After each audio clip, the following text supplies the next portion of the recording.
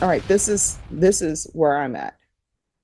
And I will tell you, whenever you go to judges school, they always tell you, say as little as possible on the record, right? But I'm a firm believer that when you explain to people a little bit why you're doing the things that you're doing, so people won't think it's arbitrary. When I was a defense attorney, I would always feel that people were just randomly maybe throwing out numbers. And I'm not saying that the state is doing it in this case. Um, I think the offer that they tendered is an appropriate offer in this case. Well, this could have been a murder. So you should sentence him to 40 years. I do know that he has maybe some mental health issues.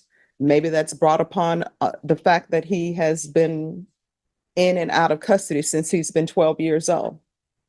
And if you have somebody who's in and out of custody since they've been 12 years old, I know that there is an issue, perhaps parenting, because I don't take the idea that there are bad seeds. I don't think a child is born and everybody says, I knew since the time that child was born, time when they threw their bottle out of the crib or threw up on somebody, I knew that child was going to be a problem.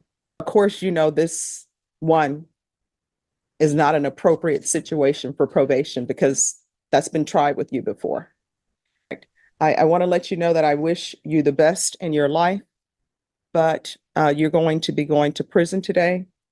And I want you to know, even though we're dealing a little bit in what ifs, you should really consider what ifs because you could have killed officers that day.